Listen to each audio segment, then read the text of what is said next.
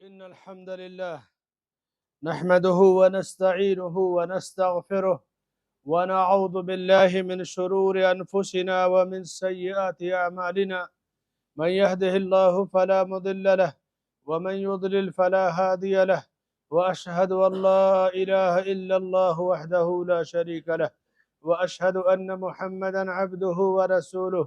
أما بعد، يا أيها الذين آمنوا اتقوا الله حق تقاته ولا تموتن إلا وأنتم مسلمون. يا أيها الناس اتقوا ربكم الذي خلقكم من نفس واحدة وخلق منها زوجها وبث منهما رجالا كثيرا ونساء، واتقوا الله الذي تساءلون به والأرحام إن الله كان عليكم رقيبا.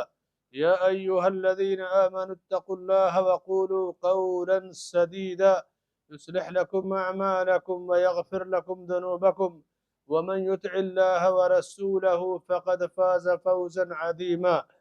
وقال تعالى في مقام آخر: سبحان الذي أسرى بعبده ليلا من المسجد الحرام إلى المسجد الأقصى الذي باركنا حوله لنريه من آياتنا إنه هو السميع البصير. رب اشرح لي صدري ويسر لي أمري واحلل عقدة من لساني يفقه قولي. سبحانك لا علم لنا إلا ما علمتنا إنك أنت العليم الحكيم. معزز حاضرین جمعہ، عزیزوں اور دوستوں، بزرگوں اور بھائیوں، ماں اور بہنوں، اللہ کے رسول صلی اللہ علیہ وسلم کا فرمان ہے کہ لا تشد الرحال، نماز پڑھنے کی غرض سے کسی مسجد کا سفر نہیں کیا جائے گا مگر 3 مسجدوں کا: مسجد حرام کعبۃ اللہ، نمبر 2 مسجد نبوی، نمبر 3 مسجد اقصی۔ باقی دنیا میں جتنی بھی مسجدیں ہیں سب میں نماز کا ثواب ایک ہی نماز کے برابر ہے۔ مسجد حرام میں بیت اللہ میں نماز پڑھنے کا ایک نماز کا 1,00,000 ثواب ہے۔ صلاۃ فی المسجد الحرام الف صلاۃ۔ آپ صلی اللہ علیہ وسلم فرماتے ہیں کہ مسجد حرام کی ایک نماز 1,000 نماز کے برابر ہے۔ مثلاً آپ نے بمبئی کی ٹیمکر مسجد میں آپ 1,00,000 جمعہ پڑھیں اور مسجد حرام میں 1 جمعہ پڑھیں تو وہ 1 جمعہ 1,00,000 جمعہ کے برابر ہوگا، 100,000۔ اور اس کے بعد مسجد نبوی کی ایک نماز 1,000 نماز کے برابر ہے۔ مثلا یہاں آپ نے 2 رکعت جمعہ پڑھ لیا، 4 عصر پڑھ لیا تو 1,000 عصر کا جو اجر ملے گا آپ کو، وہاں 1 عصر پڑھنے کا ملے گا۔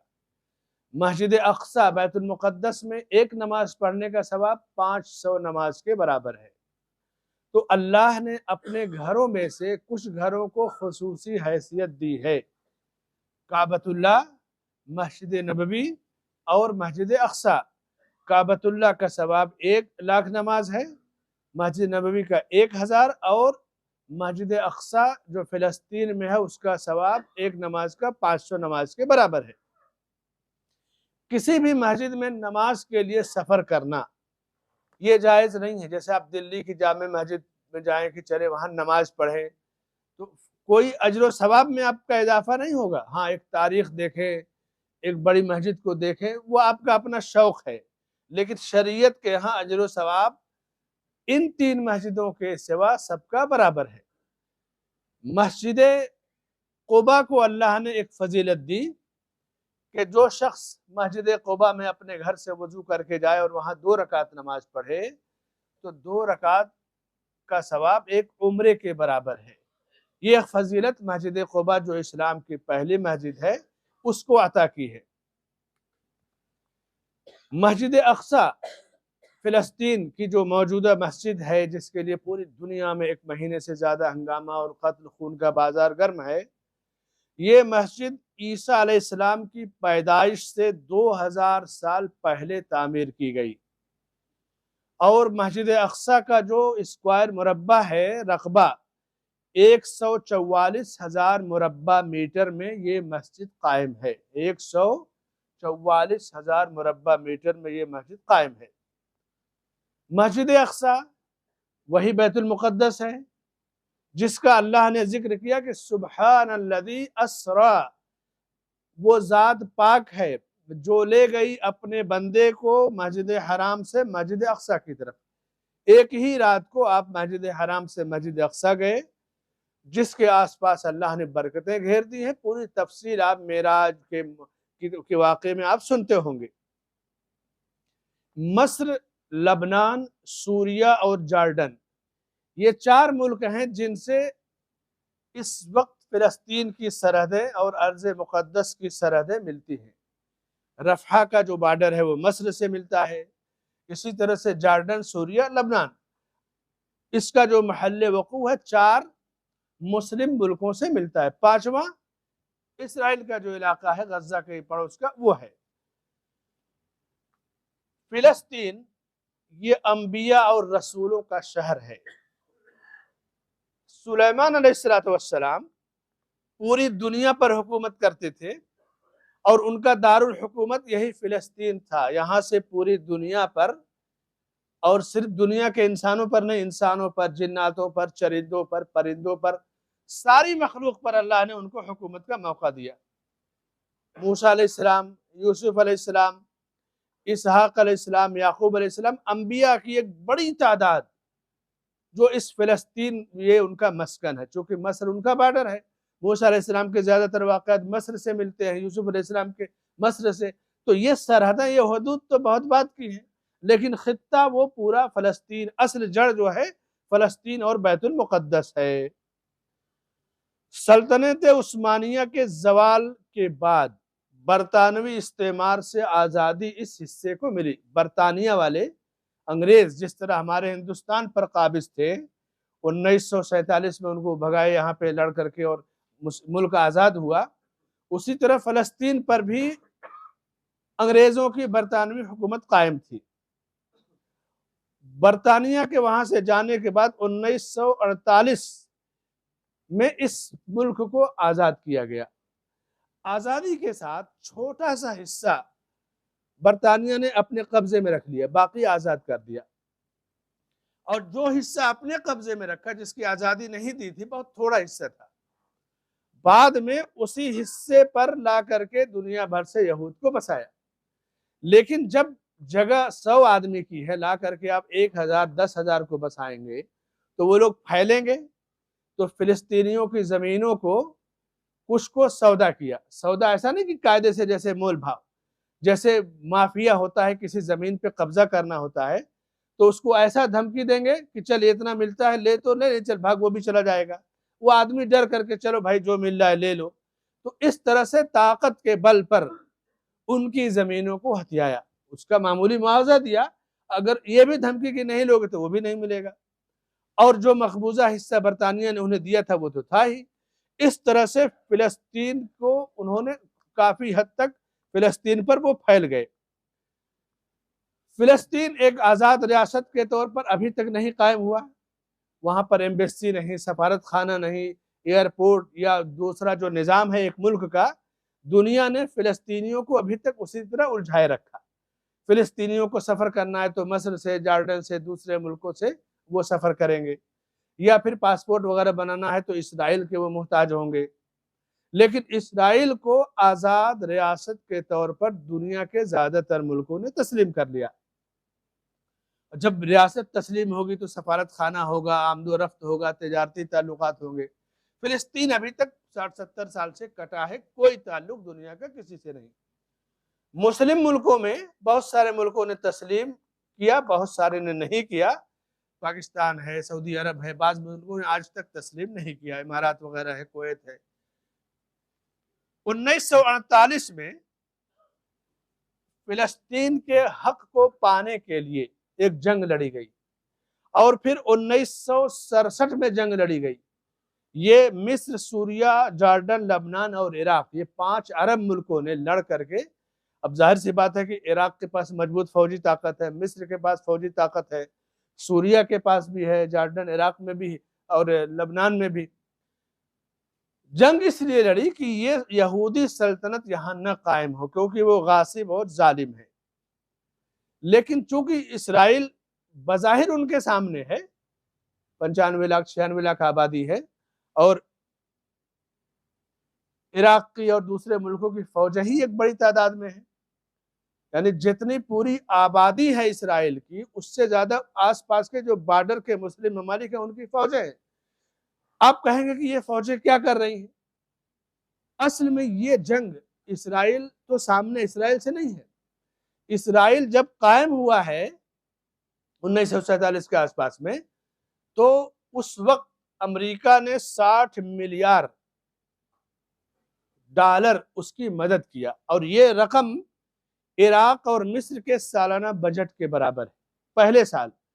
اس کے بعد دوسرے سال بھی 30 یا $40 ملین مدد کیا، اور دوسرے ملکوں نے بھی اسی طرح کئی سو کروڑ کی شکل میں، ڈالر کی شکل میں اتنی مدد کیا کہ 4-5 ملکوں کے بجٹ کے برابر وہ مدد ہو گئی۔ فوجی طاقت الگ ہے، فوجی مدد الگ ہے، اور اس کے امریکہ ہے، برطانیہ ہے، یا اسی طرح سے روس ہے، دوسرے ممالک اس کے پیچھے، اس کے پیٹھ پر ان کا ہاتھ ہے۔ تو آپ کسی یہودی سے نہیں لڑ رہے ہیں، اسرائیلی سے، آپ گویا امریکہ سے لڑ رہے ہیں، برطانیہ سے لڑ رہے ہیں، یا اسی طرح سے روس سے لڑ رہے ہیں۔ امریکہ، برطانیہ، فرانس، روس، یہ دنیا کی سپر پاور طاقت ہے۔ کیا سپر پاور طاقتوں سے آپ بغیر ہتھیار کے لڑیں، جذبات سے جنگ جیتی جائے گی؟ دنیا اسی نقطے کو نہیں سمجھ رہے، عربوں کو گالی دیتی، اس لیے کہ اسرائیل کا کچھ نہیں کرتے۔ اصل میں عرب اسرائیل وہ جنگ برائے نام ہے، ورنہ عرب اور امریکہ کی جنگ ہوگی، بلکہ صرف امریکہ نہیں، فرانس اور اسی طرح سے برطانیہ، روس، امریکہ، سارے ممالک کا ایک بلاک ہے جو مل کر کے بمشکل چند گھنٹے لگیں گے پورے عربوں کا صفایا ہو جائے گا۔ عرب اس چیز کو سمجھتے ہیں۔ 1967 کی جنگ جب ہوئی تو انہوں نے اس چیز کو محسوس کر لیا کہ یہ جنگ اسرائیل سے نہیں ہے، اسرائیل خود طاقتور نہیں ہے، بلکہ بڑی بڑی طاقتیں اس کے پیچھے کھڑی ہیں۔ تو پھر انہوں نے اب جنگ کو سہارا نہیں بنا، سمجھ گیا کہ یہ جنگ نہیں جیتی جا سکتی۔ عربوں کے ساتھ دھوکہ یہ ہوا 1967 کی جنگ میں کہ عرب فوجوں کو مصر کی اور دوسری جو مسلم ملکوں کی فوجیں تھیں وہ خود قتل کرنے لگی۔ یعنی اب جب یہودی فوجیں خود نہیں ٹکرا پائیں تو مسلم فوجوں کو، یعنی جیسے ہوتا ہے نا دلال یا غدار، ان کو خرید کر ان سے عربوں پر حملہ کروایا۔ یعنی مصری فوجوں نے عربوں کو ایک بڑی تعداد میں شہید کیا، پوری لسٹ آپ کو مل جائے گی تفصیل کے ساتھ، کب کہاں کون فوجی عرب کا شہید ہوا، کس نے شہید کیا۔ اب یہ صورتحال جب دیکھا مسلم قوموں نے اور ملکوں نے، تو 1987 میں اسی وقت یعنی 1948 49 کے آس پاس میں الفتح نامی ایک تنظیم برائے انتفاض، یعنی فلسطینیوں کے حقوق کو دینے کے لیے ایک تنظیم قائم کی کہ ہم اب اپنے حق کی لڑائی دستوری طور سے لڑیں گے۔ پھر عالمی طاقتوں میں UN میں اس معاملے کو لے کر گئے۔ ظاہر سی بات ہے، دنیا جانتی ہے کہ فلسطینی مظلوم ہے، اسرائیل ظالم اور غاصب ہے، تو UN میں اقوام متحدہ میں جو قرارداد پاس کی جائے گی وہ فلسطینیوں کے حق میں ہوگی، لیکن اس قرارداد پہ کی تنفیذ، اس کو لاگو کرنا، اس کے لیے طاقت کی ضرورت ہے۔ اس میں وہ مدد نہیں کرے گا۔ UN کی فوجیں اپنے قانون کو نافذ کرنے میں مدد نہیں کریں گے، قانون نافذ کر کے سائن کر دیں گے، بھائی ہم نے تو اپنا کام کر دیا، اور خود برطانیہ اور امریکہ اس قرارداد کا ویٹو کرتے آئے ہیں۔ اب ایک بھی ملک ویٹو کر دے گا تو قرارداد بیکار ہو جاتی ہے۔ یاسر عرفات اس تنظیم کے پہلے صدر تھے، اس کے بعد محمود عباس اس کے صدر ہیں، یہ تنظیم اپنا کام کر رہی ہے۔ فلسطینیوں کی ایک بڑی تعداد نے دیکھا کہ یہ تنظیم تو خالی بس تنظیم ہے، کچھ نہیں کر رہی ہے، ہم ایسا کرتے ہیں کہ جنگ لڑ کر کے اور جہاد کے ذریعے فلسطین کو آزاد کرائیں گے، اسرائیل کو ختم کر دیں گے۔ تو 1987 میں دوسری تنظیم برائے آزادی فلسطین قائم ہوئی، جس کا نام حماس رکھا گیا۔ حماس کا مطلب حرکہ، ح سے حرکہ، میم سے مسلحہ، اسلامیہ، یعنی اسلامک مسلح مکمل لیس فوج اور ٹیم یا تنظیم کہہ لیجیے، جس کا مقصد قتال اور جہاد سے فلسطین کو آزاد کر کے اسرائیل کو ختم کرنا۔ جو مقاصد اسرائیل کے ہیں کہ ہم فلسطینیوں کو اور عربوں کو مٹا دیں گے، اس سے زیادہ خطرناک مقصد یہ لے گئے کہ ہم لڑ کر کے اسرائیل کو ختم کر دیں گے، فلسطین کو آزاد کرا دیں گے۔ اس تنظیم کو قائم کرنے میں احمد یاسین صاحب تھے، جو معذور تھے، فلسطینی قیدوں میں، یہودی اسرائیل کے جیلوں میں ان کے ہاتھ پیر کو مفلوج کر دیا گیا تھا۔ ایک دن فجر کی نماز کے لیے گھر سے نکلے، اوپر سے بم گرا اور ان کو شہید کر دیا گیا۔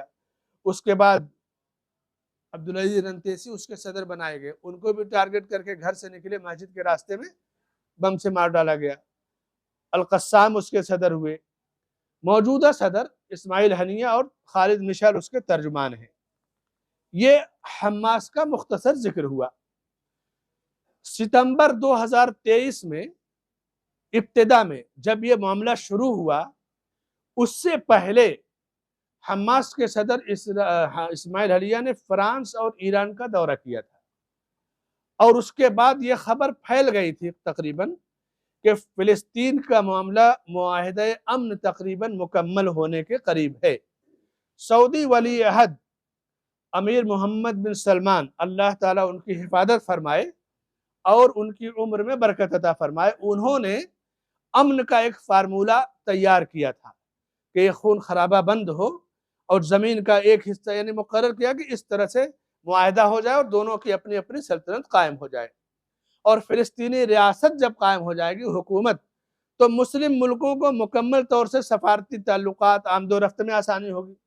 ابھی تو صرف ریلیف بھیج سکتے ہیں انسانیت کے نام پہ، جب دھماکہ ہوا، قتل خون ریزی ہوئی، تو مسلم ملک یو این او سے پرمیشن لے کے ریلیف بھیج سکتے ہیں۔ کھل کر کے فلسطینیوں کی مدد ابھی نہیں کی جا سکتی حکومتی سطح پہ۔ امیر محمد نے کہا کہ نہیں، ایک ملک قائم ہو، حکومتی سطح پر کام کیا جائے گا۔ امریکہ اس سے کچھ حد تک راضی تھا، لیکن اسرائیل ابھی تیار نہیں تھا۔ لیکن ظاہر سی بات ہے کہ اسرائیل کے پیچھے جو بڑی طاقتیں ہیں، ان کا دباؤ یہی فیصلہ کرواتا ہے۔ ابھی یہ سب مسائل حل ہونے کے قریب تھے، تو وہاں ایک دوسرا خطرناک مرض وہاں پر پایا جاتا ہے، وہ ہے ایران اور لبنان کے رافضی اور شیعہ، اسی طرح حزب اللہ اور حوثی۔ حزب اللہ حسن نصر اللہ کی مکمل رافضی اور شیعہ تنظیم ہے۔ حوثی جو ہے یمن کے اندر جو باغی ہیں، یہ بھی ایران میں ٹرینڈ ہو کر کے آئے اور یمنی حکومت سے لڑ رہے ہیں، یہ بھی شیعہ ہیں۔ لبنان میں بڑی تعداد شیعوں کی ہے، اور اسی طرح سے سوریہ میں بشار الاسد کی حکومت نصیری فرقہ ایک ہے۔ نصیری فرقہ رافضی شیعوں کی ایک قسم ہے، جو شیخ الاسلام ابن تیمیہ وغیرہ کو کافر کہتی ہے۔ آج بھی سوریہ میں ایک قانون ہے کہ بارڈر پہ کسٹم پر اگر فتاوی شیخ الاسلام ابن تیمیہ پکڑ گئی، کسی کے پاس ہے، کسی طالب علم یا عالم کے کارٹون میں، تو اس کی سزا قتل ہے یا قتل کے برابر سزا ہے، کیونکہ شیخ ابن تیمیہ نے بڑی ان کی پوری جو ہے پورے عقائد کو بیان کیا ہے، اور یہ نصیری فرقہ ہے۔ تو اب حماس نے یا تو جلد بازی کی یا پھر روافظ کے بہکاوے میں آ گئے، دونوں صورتیں کہی جا سکتی ہیں۔ اور اس کے بعد ایران نے انہیں امید دلایا، ترکیہ نے امید دلایا۔ ایران شیعہ ملک ہے، شیعہ صرف مسلمانوں کا دشمن نہیں ہے، یہ صحابہ کے بھی دشمن ہیں۔ ابو بکر اور عمر رضی اللہ عنہما کو کافر کہتے ہیں۔ اسرائیل کے نقشے میں مدینہ تک اسرائیل کی جو ہے سرحدیں ہیں، اور شیعوں کے عزائم میں بھی کہ ہم ایک دن مدینہ تک پہنچیں گے، اور مسجد نبوی میں اللہ کے نبی صلی اللہ علیہ وسلم کی قبر کے پاس جو دو بت دفن ہیں، ابو بکر اور عمر رضی اللہ عنہما کو بت کہتے ہیں، ان کو قبروں سے نکال کر کے ہم باہر پھینک دیں گے۔ ام المومنین عائشہ صدیقہ رضی اللہ عنہا کو قبروں سے نکال کر سنگسار کریں گے۔ یہ ان کے خطرناک اور ظالمانہ عقائد ہیں۔ تو شیعہ جب صحابہ کو گالیاں دیتے ہیں تو مسلمانوں کی ان کے آگے کیا اوقات ہے؟ تو اب وہ حماس کو استعمال کر رہے ہیں، روافظ اور شیعہ۔ حماس اقتدار کے چکر میں یا نہ سمجھی میں شیعوں کی باتوں میں آ گیا، اور جب اسرائیل نے حملہ کیا تو فوج بھیجنا اور ہتھیار دینا تو دور کی بات ہے، ترکیہ اور ایران نے ایک گلاس پانی کی بھی مدد نہیں کی ہوگی۔ ترکیہ میں اسرائیل کا سفارت خانہ قائم ہے۔ 60 ایسے بڑے تجارتی معاہدے ہیں جو ترک حکومت اور اسرائیل سے جاری ہیں، اور ایک مضبوط تجارتی تعلقات ہیں۔ ترکی کے ہوٹلوں میں شراب اور سور کا گوشت ایسے ہی ملتا ہے جیسے ہندوستان کے اندر ملتا ہے۔ ترکیہ کے بہت سارے علماء تھے، ساتھی تھے، ہم لوگ تو کام کر چکے ساتھ میں سعودیہ کے، بہت ڈرتے ڈرتے وہ ترکیہ جاتے تھے کہ ہم لوگ اپنی عالمانہ شان سے شاید نہ رہ پائیں۔ تو ترکیہ ایران یہ پس پش سے للکارا خوب کہ یہ کریں گے وہ کریں گے، اور کیا کچھ نہیں۔ اور ہوا ہے کہ اب تک 12 سے 13,000 فلسطینی بچے شہید کیے گئے، ایمبولنس پہ حملہ ہوا، ہاسپٹل پر حملہ ہوا۔ جامعہ اسلامیہ اسلامی یونیورسٹی غزہ میں قائم تھی، بہت بڑی یونیورسٹی، 25,000 بچے پڑھتے تھے، پوری یونیورسٹی کو ملبہ بنا دیا گیا، یعنی آنے والی نسل میں تعلیم کا خاتمہ ہو جائے، کیونکہ چھوٹے چھوٹے جو میزائل وغیرہ حماس کے پاس تھے یہ وہ انجینئروں نے بنائے تھے جو باہر پڑھ کر کے آئے تھے، تو نسل کا خاتمہ ہو جائے، یونیورسٹی تباہ کر دی، ہاسپٹل کو تباہ کر دیا، بچوں کو ٹارگٹ کیا، تاکہ اب بچے اگر 10-20 ہزار شہید کر دیے گئے تو آنے والے 10-15 سالوں تک نئی جنریشن نہیں تیار ہو سکے گی۔ لیکن ان تمام کے باوجود ایران کی ایک گلاس پانی کی مدد نہیں، مدد کیا، وہ تو چاہتے ہیں کہ یہ چیزیں اور تباہ سنی ہے غزہ کے اندر۔ اس کے بعد غزہ میں اب تک کوئی شیعہ نہیں تھا، حماس نے جب سے ایران سے تعلقات قائم کیے تو اب غزہ کی 3% آبادی شیعہ ہو گئی۔ جس طرح اسرائیل نے اپنی بستی بسانا شروع کیا، اسی طرح شیعہ روافظ بھی اب غزہ میں بسنا شروع ہو گئے۔ آنے والے دنوں میں یہ جنگ اب شیعہ اور سنی کی ہو جائے گی، اسرائیل آرام سے بیٹھا رہے گا اور وہاں کے شیعہ سنی کو لڑا دے گا۔ تو یہ صورتحال پوری دنیا آپ دیکھ رہے ہیں، دنیا کا نقشہ دیکھ رہے ہیں، صرف مسئلہ کشمیر کو انگریزوں نے نہیں الجھایا ہے، بڑے بڑے آج بھی مسائل کو الجھاتے جا رہے ہیں مسلمانوں کے۔ اس لیے ولی عہد، سعودی ولی عہد محمد بن سلمان کا جو امن کا فارمولہ تھا، اس کو بے اثر کرنے کے لیے، اب ظاہر سے پتہ 10 سال وہ معاملہ پیچھے چلا گیا، اس طرح سے یہ جنگ لڑی گئی اور یہ حادثے پیدا کیے گئے، صورتحال آئی۔ عوام کے پاس کام کیا ہے؟ برا بھلا کہنا سعودیوں کو، عربوں کو گالی دینا۔ ان حالات میں بھی 5 دن میں تقریباً 30-32 کروڑ ریال ملک سلمان نے جمع کیا، کئی ہزار ٹرک غذائیں دوائیں ریلیف کے طور پر بھیجا، اور وہیں بغل میں آپ کو ایران، ترکیہ اور لبنان اور دوسرے ملک ملیں گے۔ آپ دیکھیے ان کا ایک گلاس پانی یا 1 کنٹل گیہوں جو بھی نہیں پہنچا ہوگا۔ تو عرب ممالک میں اس میں سعودی عرب کا ہمیشہ سے کردار سب سے آگے رہا ہے۔ فلسطین ہی کے مسئلے میں جب ملک فیصل رحمہ اللہ نے امریکہ کا تیل بند کرنے کی دھمکی دی تھی، اس وقت وہ جدہ میں تھے، امریکی سفیر آیا اور گھٹنوں کے پاس ان کے بیٹھ کر کے، گھٹنوں کے بل کرسی پر بیٹھے تھے، کہا ہمارا جہاز کھڑا ہے، ہم امریکہ واپس نہیں جا سکتے، اس لیے کہ اس میں آئل نہیں ہے، تیل نہیں ہے، آپ اجازت دیجئے کہ ہمیں تیل سپلائی ہو جائے۔ ملک فیصل رحمہ اللہ نے کہا کہ تم جتنا تیل چاہو لے لو، آزادی ہے تمہیں، لیکن تم مجھے دیکھو، میں بوڑھا ہو گیا، 70-75 سال عمر ہے، میری بھی ایک تمنا ہے کہ مسجد اقصی میں نماز ادا کر لوں، تم صرف ہمارے لیے مسجد اقصی کو چھوڑ دو، تم جتنا تیل چاہے لے لو۔ وہ واپس چلا گیا، اور اس کے بعد پھر الگ صورتحال ہے، اسی میں ان کو شہید بھی کیا گیا، اسی مسجد اقصی کے معاملے میں۔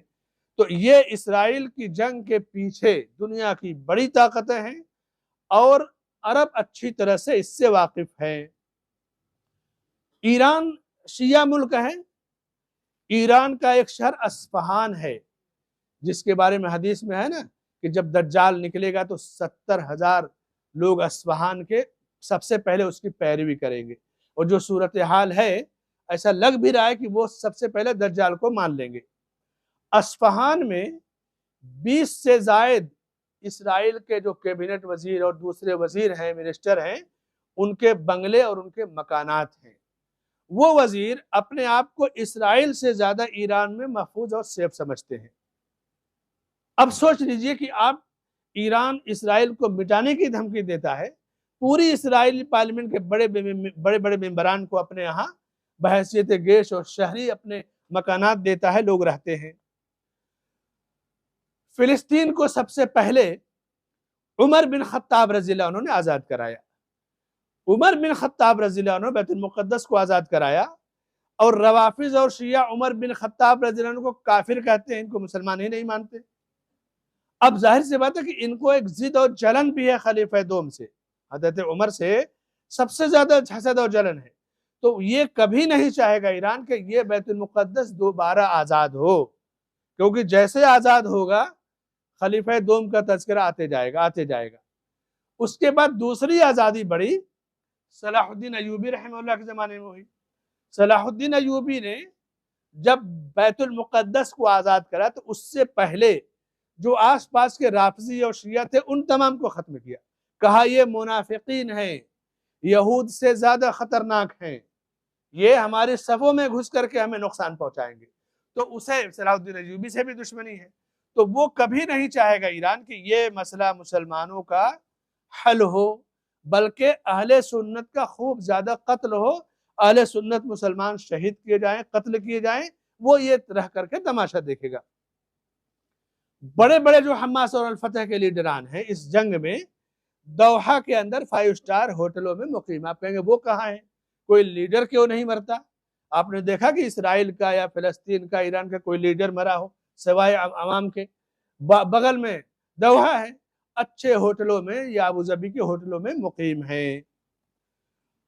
حماس کی شیعہ سے قربت نے غزہ کی موجودہ صورتحال کو یہاں تک پہنچایا ہے، اور آئندہ یہ جنگ کون سا رخ اختیار کرے گی اس کے بارے میں پیشین گوئی نہیں کی جا سکتی، لیکن پوری تاریخ میں روافظ اور شیعوں کا مکر یہود سے زیادہ خطرناک رہا ہے مسلمانوں کے لیے، اور اس کی وجہ یہ ہے کہ مسلمانوں کے خلیفہ جن سے شیطان بھاگتا تھا، عمر بن خطاب رضی اللہ عنہ، جن کا پوری اسلامی تاریخ کا ایک سب سے بڑا ریکارڈ ہے، ان کو ہی یہ مسلمان نہیں مانتے۔ تو موجودہ جو مسلمان اہل سنت ہے ان کو یہ مسلمان نہیں مانتے، ان کو ستانا، قتل کرنا، تکلیفیں دینے میں یہ اجر محسوس کرتے ہیں۔ آپ تجارتی نقطہ نظر سے الگ بات ہے، دینی نقطہ نظر سے کسی رافضی شیعہ سے قربت اختیار کر کے دیکھیں، اہل سنت کو تکلیفیں پہنچانے میں وہ انہیں اجر ملتا ہے ان کے عقیدے کے لحاظ سے۔ اسی لیے ایام حج میں آپ دیکھیے کہ بڑے بڑے حادثات ایرانی حجاج اور ایرانیوں کے ذریعے ہوتے ہیں، یہاں تک کہ ایرانی فوج کے جو کمانڈر وغیرہ ہیں، بڑے بڑے جنرل اور بڑے بڑے ٹرینر لوگ، وہ حج کے ویزے پہ حاجی کے لباس میں آتے ہیں، اور پھر حادثہ ہوگا، کہیں سرنگ بلاک کر دیں گے، کہیں الٹے چلیں گے تاکہ لوگ مریں، تو اہل سنت حاجیوں کی موت پر وہ خوش ہوتے، انہیں کامیابی ملتی، وہ سمجھتے ہم نے بہت بڑا کام کر دیا، اور اس طرح سے وہ آتے ہیں۔ بلکہ پچھلا جو حادثہ ہوا 5-6 سال پہلے، تو وہ دوسرے ملکوں کے پاسپورٹ پر آئے تھے، تو جب ایرانی حکومت نے حاجیوں کی لسٹ طلب کی تو اب سسٹم کے لحاظ سے ان کے بہت سارے کمانڈر اور جنرل جسے اس نے بھیجا تھا وہ لسٹ میں نہیں تھی۔ سعودی حکومت نے کہا کہ یہ تو ہے ہی نہیں، یہ کہاں ہمارے پاس آئے ہیں، وہ تو جس ملک سے آئے ہوں گے وہ ملک اس کو سمجھے گا۔ تو اس طرح ان کا مکر اور فریب یہ آپ اچھی طرح سے دیکھتے ہیں۔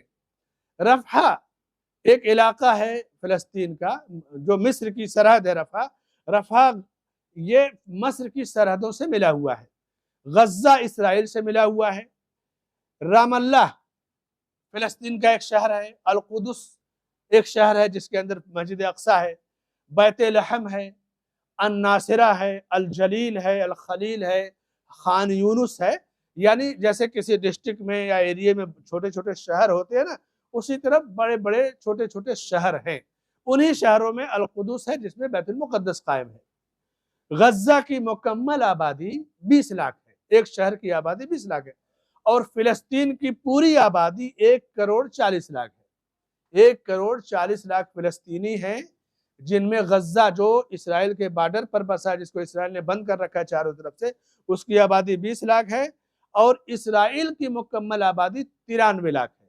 یعنی آبادی کے لحاظ سے اسرائیل فلسطینیوں سے بھی کم ہے، اور دوسرے عرب ملکوں کی آبادی تو کئی ملین ہو جائے گی، لیکن اس 93 لاکھ کی حفاظت امریکہ ہے، روس ہے، فرانس ہے، برطانیہ ہے، اور پھر ڈبل گیم کے لحاظ سے ایران بھی کرتا ہے اس کے وزیروں کی حفاظت۔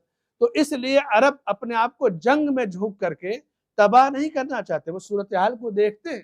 ہماری ہندوستانی عوام ہوٹلوں پہ بیٹھے گی، نکڑوں پہ بیٹھے گی، تو یہ ملک ایسا کیوں نہیں کرتا، وہ ایسا کیوں نہیں کر سکتا۔ میرے بھائیوں جو ملک چلاتے ہیں وہ زیادہ جانتے ہیں کہ کیسے نپٹنا ہے۔ اللہ کے رسول صلی اللہ علیہ وسلم کی حدیث ہے کہ ایک زمانہ آئے گا کہ اسرائیل یعنی فلسطین کے اندر، اسرائیل کا لفظ نہیں، اسرائیل تو بعد میں یہ نام دیا گیا ہے، کہ یہاں پر یہودیوں کو مسلمان قتل کریں گے، یہاں تک کہ کسی درخت کے پیچھے بھی اگر کوئی یہودی چھپا ہے تو وہ درخت آواز دے گا کہ اے مسلمان بھائی آؤ، میرے پیچھے یہودی چھپا، اسے قتل کرو، مگر غرقد کا درخت، وہ شجرۃ الیہود، یہود کا درخت ہے۔ اس وقت اسرائیلی اپنے مکانات کے سامنے اور آس پاس میں بڑی تیزی سے غرقد کا درخت لگاتے ہیں۔ حدیث کس کی ہے؟ اللہ کے نبی صلی اللہ علیہ وسلم کی۔ اس کے سچا ہونے پر ایمان کون رکھتا ہے؟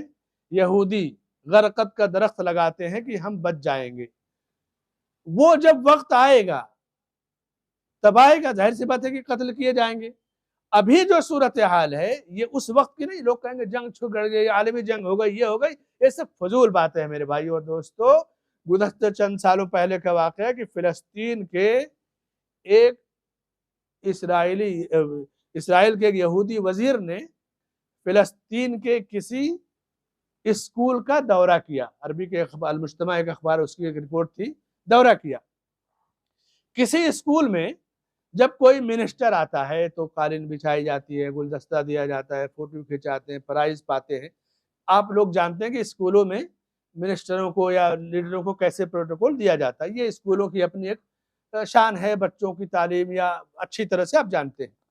سارے بچے مل رہے ہیں، ہاتھ ملا رہے ہیں، گفٹ لے رہے ہیں۔ ایک بچہ تھوڑا سا دور فاصلے پر کھڑا تھا، وہ نہ ہاتھ ملا رہا ہے، نہ مسکرا رہا ہے، نہ گفٹ لے رہا ہے، نہ لائن میں کھڑا ہے۔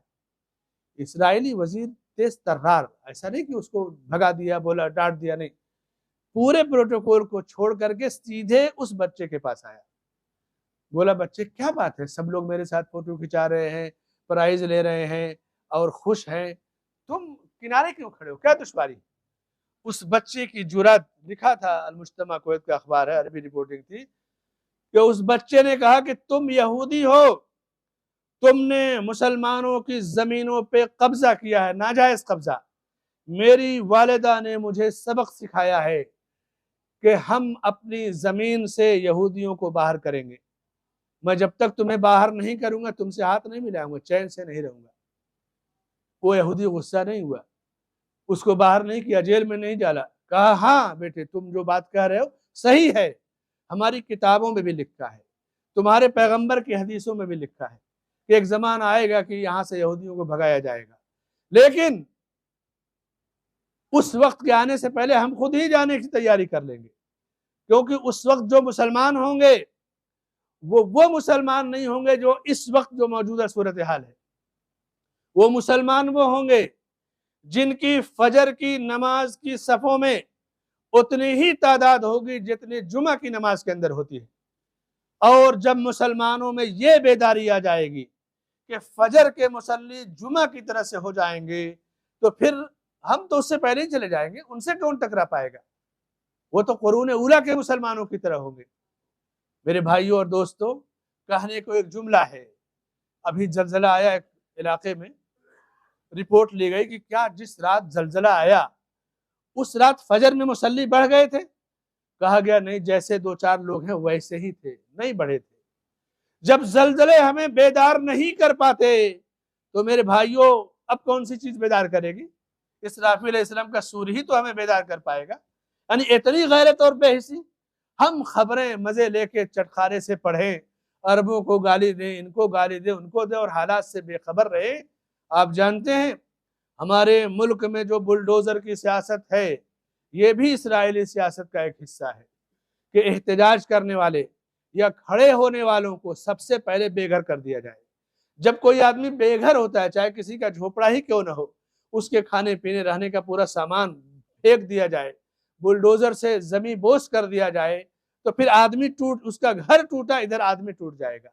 تو بلڈوزر کی جو سیاست ہے وہ اسرائیلی سیاست ہے، کیونکہ ہندوستان کی بڑی بڑی تعداد جو ہے اسرائیل آنا جانا، چونکہ 1992-93 میں جب سے اسرائیلی سفارت خانہ قائم ہوا تو یہاں سے لوگ گئے، باقاعدہ حکمراں گئے، اپوزیشن گئے, ٹریننگ لے کر کے آئے. تو یہ بلڈوزر کی سیاست اسرائیلی سیاست ہے میرے بھائی اور دوستو.